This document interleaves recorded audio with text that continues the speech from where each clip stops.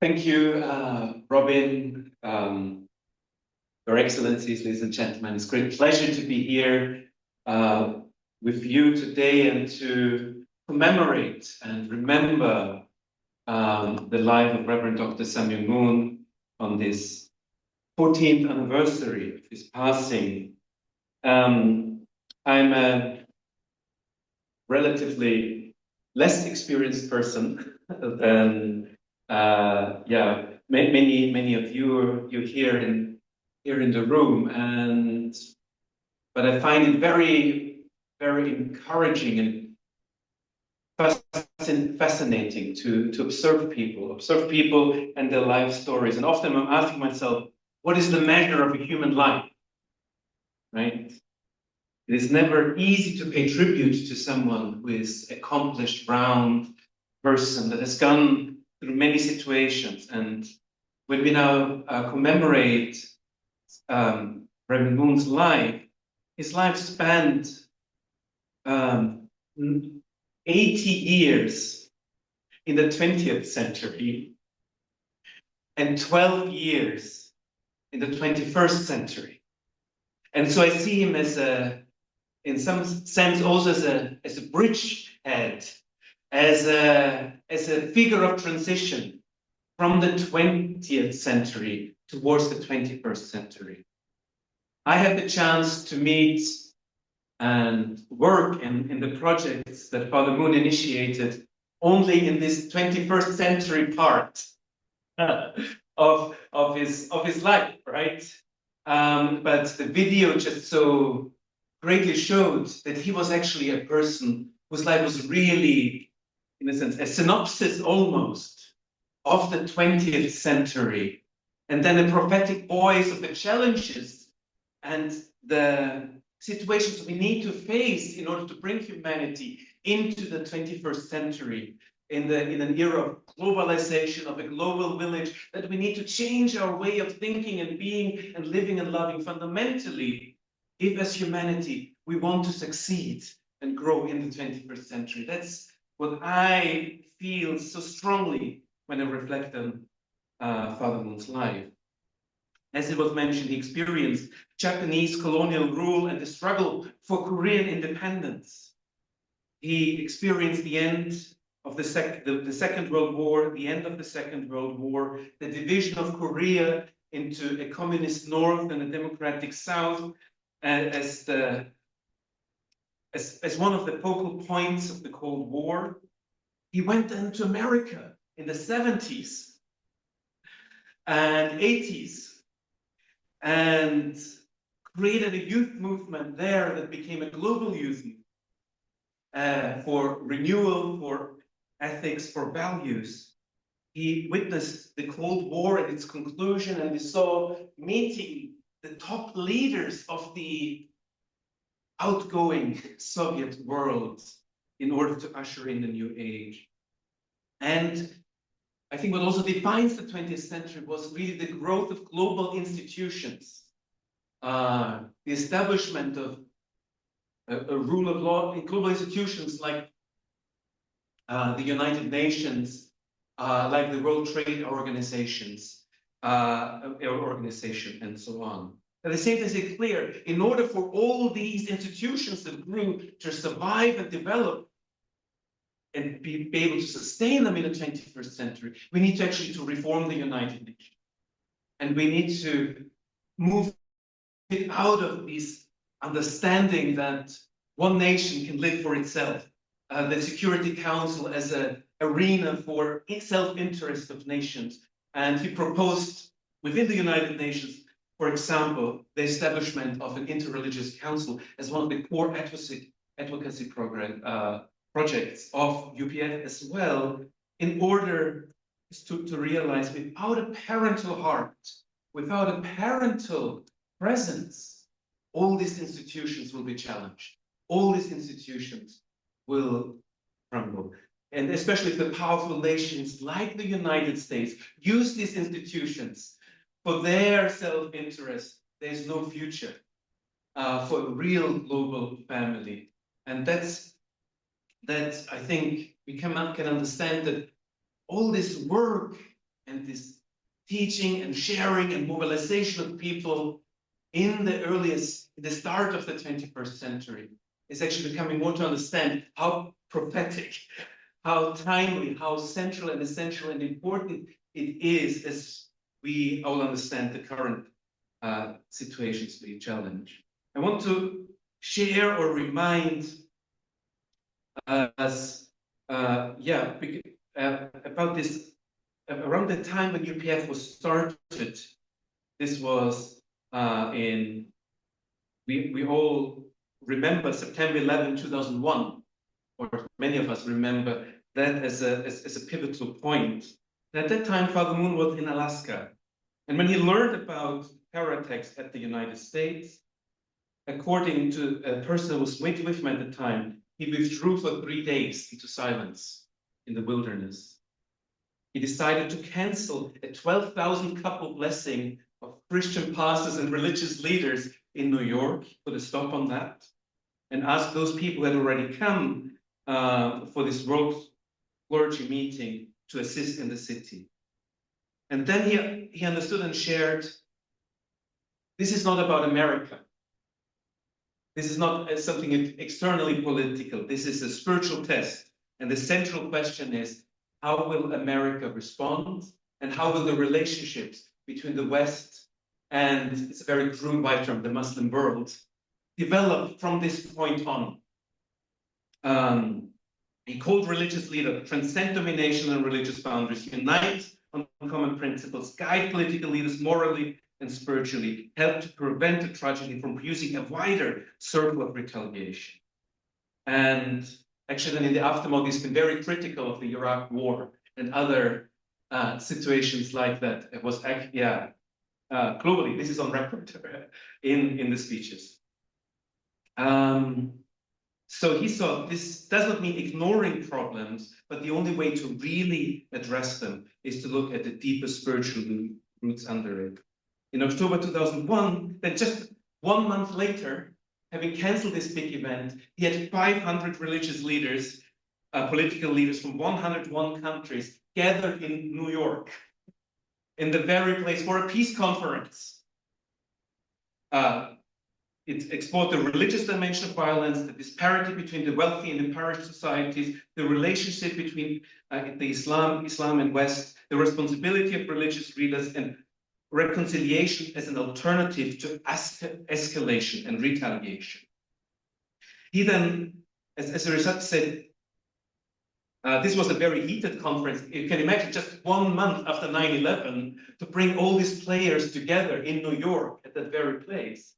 And then this spun off an initiative, and we had Abdurrahman Wahid, the former president of Indonesia, is a close friend of Father Moon, was already mentioned and pointed out in the presentation, as well as Louis Farrakhan, the major Muslim leader in America, to work together to create and convene a series of conferences called Islam and the Future of World Peace. And he said, I can only give you the money. You need to organize these conferences to find a united voice, how to contribute to a peaceful, globalized world in this time. And he mobilized many members of his foundation to provide the funds that these sort of conferences could take place at this very essential and crucial time. And then again, move beyond this Islam and future of peace world towards the interfaith world. And on that foundation, then 4 years later, UPF was founded, right? In 2005, on September 12th. I think this date was not chosen as a coincidence. It was a statement that the world, despite all these challenges, we need to move beyond 11. We need to reach the 12th. And for those who have been in the room with Father Moon on occasion, feel like he liked to play with numbers and their meanings. He liked to play and inspire with words, right? He was in this very room way before I was born, and he would of course play also with this. Great Britain, GB. That probably means great blessing, and to play around to uplift and inspire. As you all know, as friends and supporters of UPF, living for the sake of others, interreligious reconciliation, the renewal of the United Nations, and the True Family Movement were essential parts, and out of this work came the Middle Peace initiatives and many things in this time. I'm sharing about this because this was the time when I grew up as a child of UPF, volunteering, supporting, and to learn from great people who were directly inspired by Father Moon, as well as including Auntie Margaret here and Robin Marsh. So, because the mission of UPF, and I think I was wondering, okay, let's not just remember Father Moon today. Let's think, okay, what would he be talking about today? And I think he would be talking about, yes, our international institutions have crumbled because there was no parental heart. There was one-sided abuse of international institution for one or the other nation to gain an upper hand and expand its influence. We need genuine international institution where this parental heart that all the children, thinking of the nations of the world as children, have their place, their role, where their history is acknowledged, where they're treated fairly, but also held accountable. Yes, and it's painful to say this time because it's such a challenging time for exactly these situations, yeah, globally.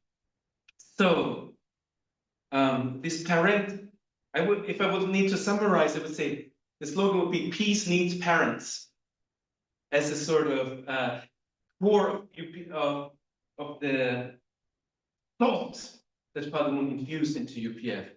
And parents means to have the heart that is willing to sacrifice for one child, to protect the weak child, to find ways to reconcile if two brothers and sisters are struggling with each other, represent the well-being of the whole human family, bring religious and moral wisdom into the global decision making, encourage nations to live for the sake of other nations, protect people from the misuse of political power, address underlying causes of conflict, strengthen families as the foundation of peaceful societies, and recovering a parental understanding of authority so that our international institutions can again gain the natural authority they should have in resolving conflicts.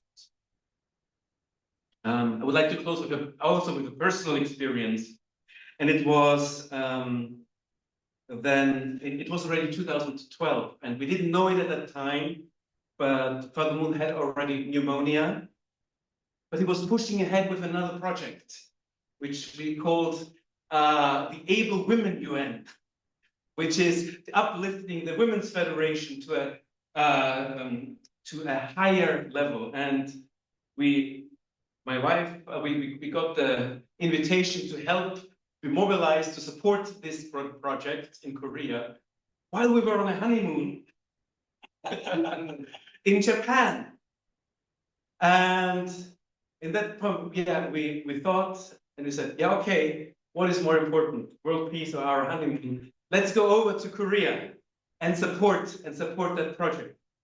And we were in the end so grateful because we didn't know it. This was the last public appearance.